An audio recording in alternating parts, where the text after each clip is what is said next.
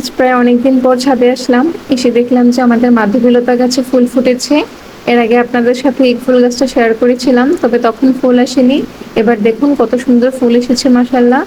গাছে আসলে ফুল ফল না থাকলে দেখতে ভালো লাগে না। এখন যে ফুল ফুটেছে দেখতে কতটা ভালো লাগছে। এই পাশে দেখুন অলংকার ফুলগুলো কত সুন্দর ফুটেছে। সবুজ গাছে লাল লাল ফুল দেখতে খুবই ভালো লাগে। আর পাতাবাহার গাছটাও দেখতে খুব সুন্দর লাগছে।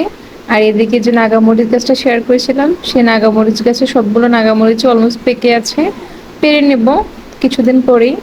এই পাশে দেখুন কুঞ্জলতার অনেকগুলো চারা উঠেছে, এই বালতিতেও উঠেছে। অন্য পাশে দেখাই কুঞ্জলতার যে প্রথম গাছটা, সেখানে অনেকগুলো ফুল ফুটেছে, মাশাআল্লাহ। দেখতে খুবই ভালো লাগে। আর এখানে দেখাতে ভুলে গিয়েছিলাম, আমাদের একটা মিষ্টি তেঁতুল গাছ রয়েছে। অন্য পাশে এসে দেখলাম ড্রাগনগুলো পেকে আছে, অনেকদিন তো ড্রাগনগুলো দেখা হয় না। এখন আর ড্রাগনগুলো পেরে নিইনি, আর একটু লাল হবে তারপরই পেরে নেব। এপাশে এসে দেখলাম নয়নতারাও ফুটে রয়েছে। ছাদে কিছু নতুন সদস্য যোগ হয়েছে, তাদেরকেও দেখাই।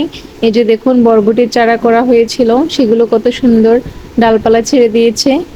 এগুলো হচ্ছে বরবটি গাছ। সাথে আরো রয়েছে করলার চারা, এখানে করলার চারা করা হয়েছিল। অনেক আগাছা উঠে গিয়েছে, তাই আমি একটুখানি পরিষ্কার করে দিচ্ছিলাম। অন্য পাশে আরেকটা ঝুড়িতে বোনা হয়েছিল ধনিয়া পাতা, কত সুন্দর হয়েছে দেখুন। রোদের মধ্যে একদম ঝলঝল করছে ধনিয়া পাতা গাছগুলো। তার সাথে আরো রয়েছে পালং শাক। পালং শাকগুলো এখনো ঠিকঠাক ভাবে ওঠেনি, তবে 2-1 দিনের মধ্যে উঠে যাবে। এই পাশে নয়নতারাগুলো কত সুন্দর দেখুন।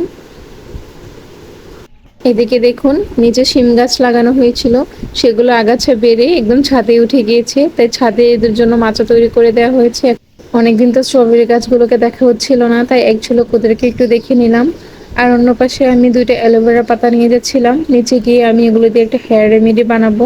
যেটা এই রেমেডিটা চুল পড়া কমায়, নতুন চুল গজাতে সাহায্য করে। আপনাদের সাথে নেক্সট ভিডিওতে অবশ্যই শেয়ার করব, সাথে থাকবেন।